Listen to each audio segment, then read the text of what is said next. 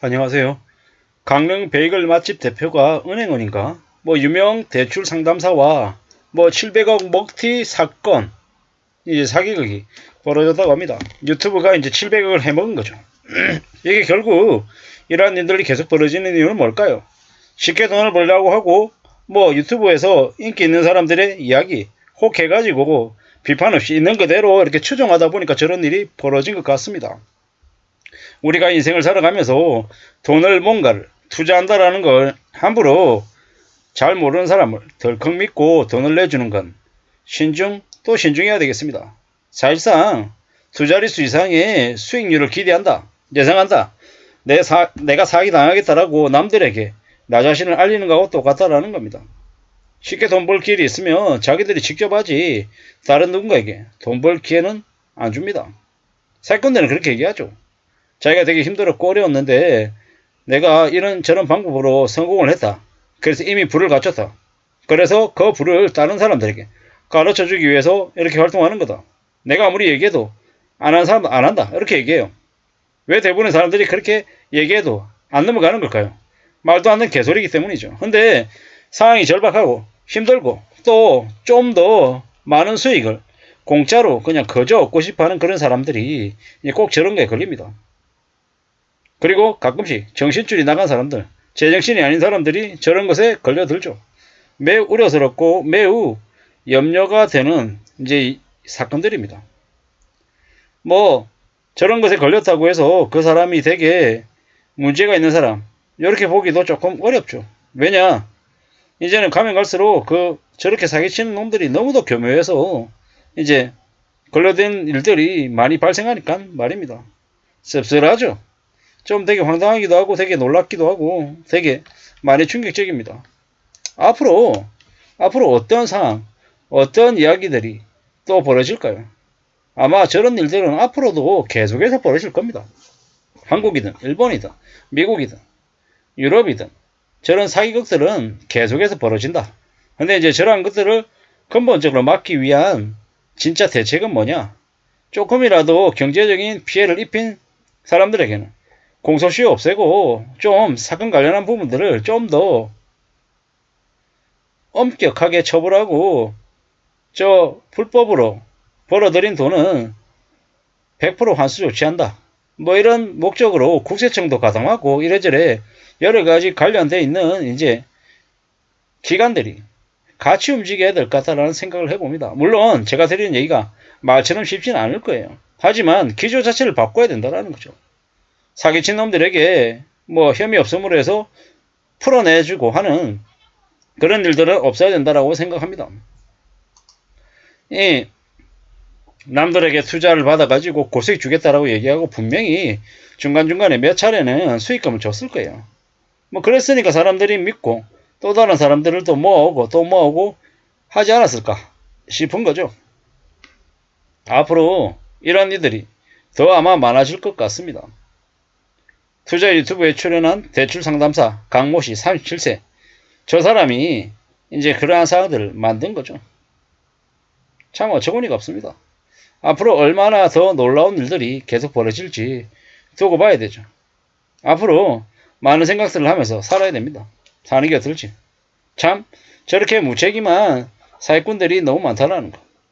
그래서 더 조심하고 더 염려하고 더 이제 착실하게 살 공리를 해야 된다는 거죠. 그렇지 않으면 답이 없겠다라는 겁니다. 참 어처구니가 없죠. 이런 놈들이 계속 이제 터져 나오면 어떻게 해야 됩니까? 좀 형벌을 좀 더 강하게 해야 된다. 라고 저는 생각합니다. 인간 도장에 이렇게 다 위조해가지고 사기를 쳤던 거예요. 이걸 뭐 10년, 20년 이렇게 형 때려가지고 되겠냐라는 거죠.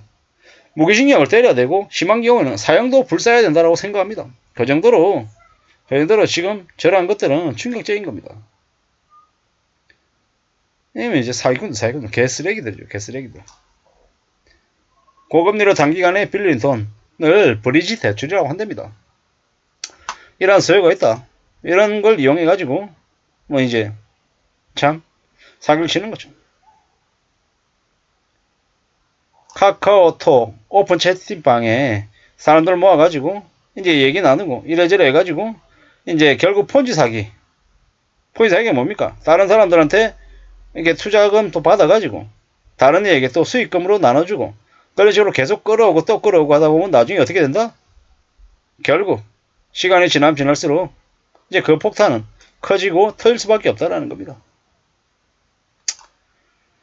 고객사에 도장하고 서류까지 위조해서 대부업체 심사 넣고 뭐 그러다 보니까 여러 업체하고 개인도 같이 당하고 이제 막장들이 벌어졌던 거죠. 피해액이 700억에 이른다 라는 얘기. 그리고 이제 공모자로 지목된 이 민모 씨는 시중은행 다니면서 A, B 법인의 사내 이사로 재직하고 이제 이중취업이었던 거죠. 뭐 그리고 뭐 빵가게도 자기가 운영했다라고 얘기하고 참 어처구니가 없죠. 금지 규정도 있고 해당 은행하고 금융당국이 이 사건을 들여다보고 있는데 뭐 개인의 일탈로 추정된다고 얘기하는데 어처구니가 없죠. 불법 대출 중개, 유사수신 등에 관한 주의가 필요하다고 얘기하는데 강 씨가 몇 년 동안 활동했음에도 금융당국에 등록된 대출 정식 모집인인지 여부도 확인 못했다고 한답니다. 참 어처구니가 없죠. 뭐 2017년에 36억 원대 온라인 게임 아이템 사기로 뭐 재판에 넘겨져서 징역 3년에 집행유예 5년 받은 전과도 있다는 의혹도 있답니다.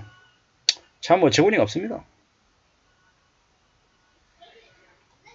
이제 대출 모집인을 통해서 이제 대출 자금을 제공을 하든지 대출을 받든지 조금이라도 불법이 있는지 없는지는 반드시 확인할 필요가 있다. 이렇게 얘기한답니다. 근데 대부분의 경우 사기꾼들이 사기를 치겠다고 작정을 하면 보통 사람들은 알기가 어렵더라고요. 그게 불편하지만 현실이에요. 사기꾼들이 얼마나 똑똑하고 얼마나 이제 대단한 사람으로 스스로를 치장하는지 보통 사람들은 잘 모릅니다. 판사 검사도 당하는 게 판사 검사도 홀려가지고 이용해 먹는 게 그 사기꾼들의 특징입니다. 그게 불편하지만 현실이다라는 겁니다. 앞으로 우리는 더욱더 더 깜짝 놀랄 만한 일들을 아마 겪게 될 겁니다. 왜겠습니까? 불황이니까. 더 이제 사람들을 유혹하고 이용해 먹으려고 하는 이들이 넘쳐날 거다라는 거죠. 그걸 불편하지만 현실로 인정하고 살아야 될 것 같습니다. 앞으로 우리는 점점 더 무서운 시대를, 무서운 세상을 살아가게 될 것 같습니다. 그걸 잊지 않고 정말 조심하며 마음 굳게 먹고 지내야 될 것 같습니다. 이상입니다.